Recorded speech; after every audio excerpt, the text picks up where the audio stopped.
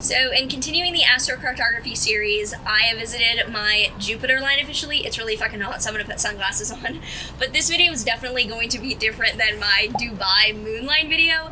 Very different vibe, so I'm excited to get into it after visiting both Rio de Janeiro and now Sao Paulo, Brazil. If you want to see my original video on what astrocartography is, how to find it out for your own chart and everything to go along with that, you can check out my original astrocartography video, which will be linked below, as well as my Dubai video on what the moon line represents in astrocartography, as this one will be on the Jupiter line.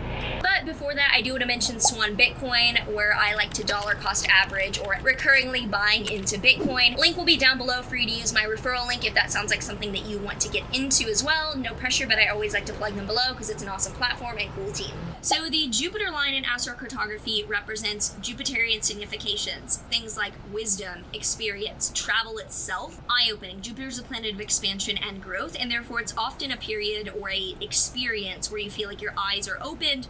Could be a bit of culture shock, but also cultural immersement, where you really feel at home and like you're becoming more knowledgeable about a place. There can also be a theme of overall gluttony. Jupiter expands, and sometimes that can be cancerous or not the best. So the tendency to overdo it with drinking, drugs, alcohol, shopping can definitely be a Jupiterian thing. Jupiter in my chart is ruling my third house of day-to-day routine, writing, communication, and my 12th house of internal self-destructive habits and spirituality.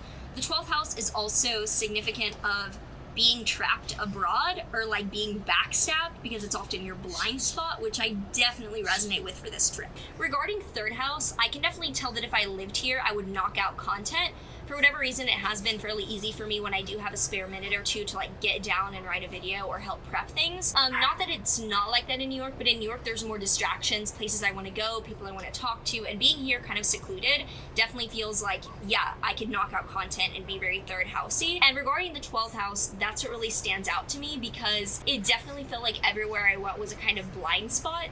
So I'm back in New York now, and the video I filmed that I'm jetting into, I filmed in Brazil right before leaving for the airport. Did not really have, the calmness and the time. Honestly, it was really hot. We needed to get to the airport to thoroughly describe some of the safety issues I encountered in Brazil. I do want to get into this just on a more like insert commercial break kind of thing in case anyone watching this is traveling to Brazil or a similar country dynamic-wise.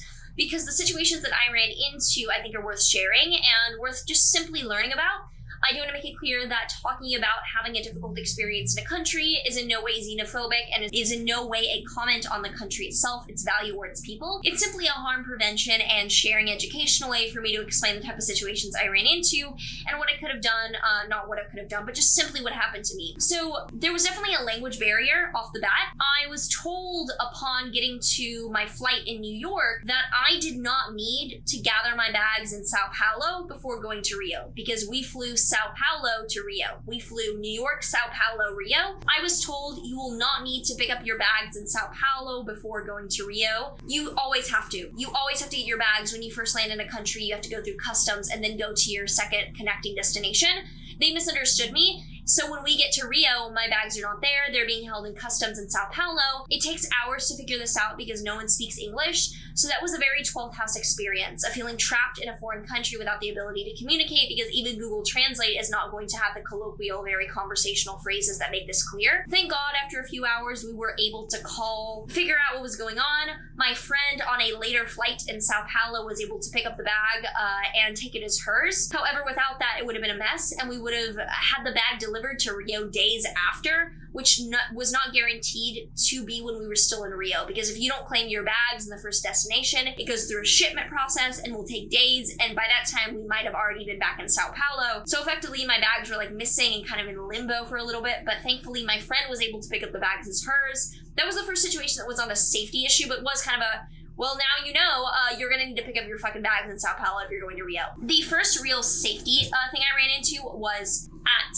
the beach. So I think our third day in Rio, we went to Ipanema Beach. It is not Copacabana Beach, but another popular beach in the area. And I knew off the bat, there's crime, it's rampant. They're going to try to probably distract you, take your things, pickpocket you, etc. So while my friends are out in the water, I am guarding the bags. I'm sitting on the bags. I have my bag underneath me. I have my friend's bags underneath my legs. A merchant comes up because they're trying to sell you things on the beach, like a lot of beaches.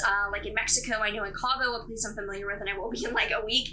Often there's merchants. They're a bit more aggressive in Brazil. So this merchant comes up with a briefcase. I can immediately tell it's not full of anything I want because it's just random objects and it looks a little weird. I'm like, get away from me. He grabs my shoulders, turns me towards the briefcase. His friend, while I wasn't looking, grabs my friend's bag, takes valuables, and runs. I was told this afterward by a local who was near me who did speak English, because I just thought this guy was trying to get me to buy something. He was aggressive. I didn't realize things were taken until a minute later when they go away. The woman says, your friend's phone, and it looks like some other things were taken. So this was, you could say, preventable by not going to the beach. However, I was sitting on the bags and I was physically moved. So that's the level of taking things that is possible in this area. We then tracked the phone, and the phone ended up on our Airbnb block, which made us think that we were being followed because the block that we're on was a mostly hospital and police block. It was a safe block actually to be on because the apartment building was amidst the hospital and the police unit. So we're a bit confused. I am like, I'm gonna go get this for you because I was the person who's supposed to be guarding things. I need to go up and get this. My friends are like, absolutely not. We're gonna wipe the phone and get a new one. It's not a big deal. So we were a bit shaken up. I wanted to go get the phone. My friends were like, no, no, no. Then the next day, I was out earlier in the morning on a run because there was a fairly safe running route near our apartment. Our apartment was very close to a lake. There was a running track. It was not what you would consider unsafe or in the middle of crime. It was not in the streets. It was like a running track, very visible. Everyone can see each other. Runners are running, whatever. I'm heading back and I decide to go by Starbucks. And I have my coffee. I'm walking. I'm on the block of our Airbnb. And a man comes up to me, starts screaming in my face in Portuguese, seems to want money. I see that the hospital, people in front of the hospital and police are simply watching. Like literally just watching this happen. This is in a split second. In situations past, like in Spain, when I've been kind of harassed for money, might be considered stupid, but I don't give it. You can fucking shoot me, bitch. Like literally, I've just like been in weird situations in my life that make me like, no.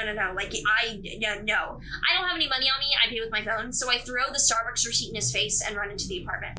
You can definitely say I was stupid for that. You can. That's just always gonna be my reaction. And it will probably end up getting me killed in a foreign country one day. But I do that and I run in. He did not grab me at all, but he came up to my face, was like yelling. I throw the receipt. I run in. The third most, I guess, frightening, really high energy stakes thing that happened was, well, we get to Sao Paulo and immediately notice that there's no women on the street. You can correct me if I'm wrong. We were in like the Bom Retiro area, which I was told was pretty safe, in the middle of like Koreatown, it looked like. However, there were no women on the street. And so one morning, my good friend and I go to walk to get coffee because we're together. She's very tall. Usually people are not going to mess with her, especially when she's significantly taller than most of the men in this country, like that we saw when we were around. We're walking. We can't find the Starbucks. It looks like it's fake. Everyone is always watching us. Even though we're in all black and hoodies, being the only women visibly on the street, being thin, being obviously foreigners from even just like beneath sunglasses, it gets attention. Not a ton of attention, but enough to where people will stop, look, keep going. We're walking back from after, getting coffee somewhere else because there was no Starbucks. And I see a homeless man trailing us. He's homeless, or at least in a position of not being well off.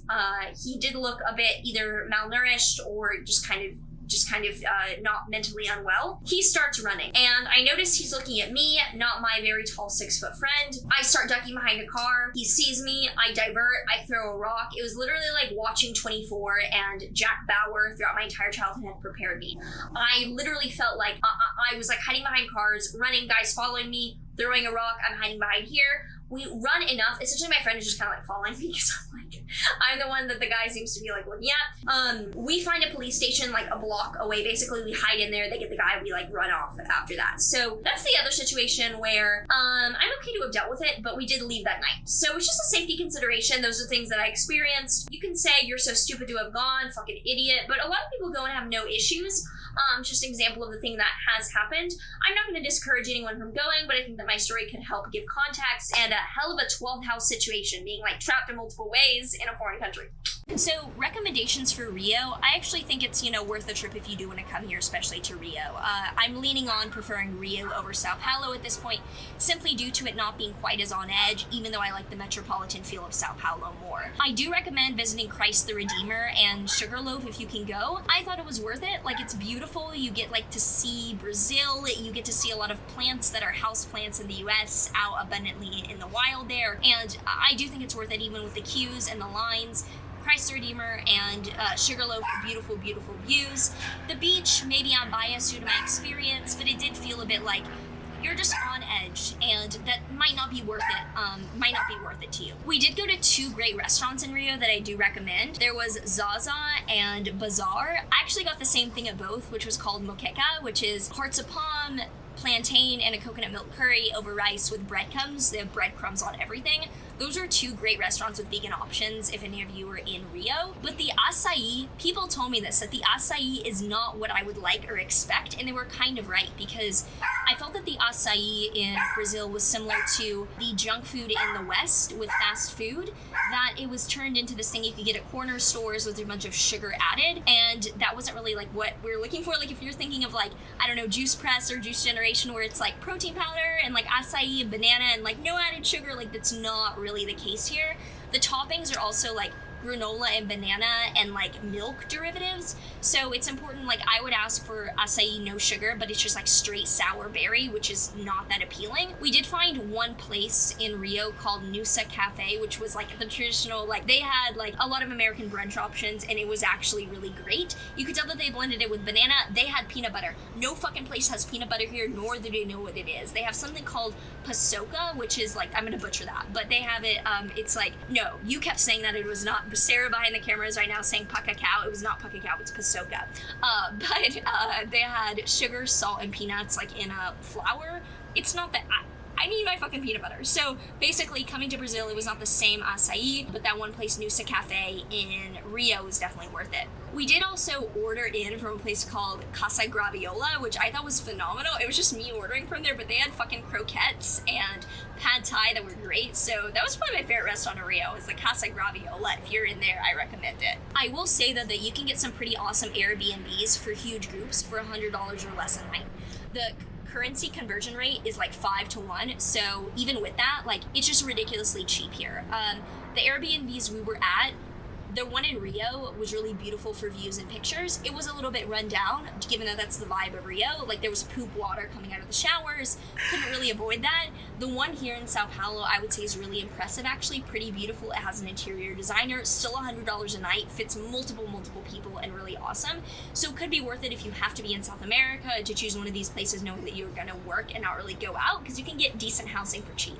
Similar to Dubai, I actually came here to flee safety situations. I did have kind of a worrisome person in high places attached to me and seems to be following me, so we got the fuck out. Me and a few friends were why the hell not? And also, while I've been away, cancellation campaigns have ramped up again, because apparently now I'm a Holocaust denier. My family being killed in the Holocaust, and me talking about my Holocaust survivor grandmother apparently means I'm a Holocaust denier, so thank you for the increased need to block people while on vacation. That was really entertaining to deal with. But besides that, I probably wouldn't visit again. I like New York, London, Dubai. I want to visit Singapore. It's nice, and I can see why other people love it, but this is not my vibe, which I think brings out the 12th house significations of feeling trapped or just not in a comfortable place. So even though Jupiter should be the most positive planet, it's bringing that within a lens of discomfort.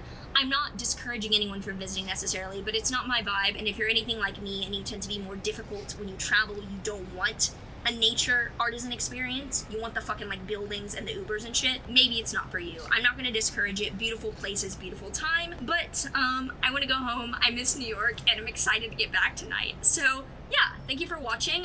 Let me know what places and lines you want to see next. Maybe that'll be my next trip. See you in the next one, and take care.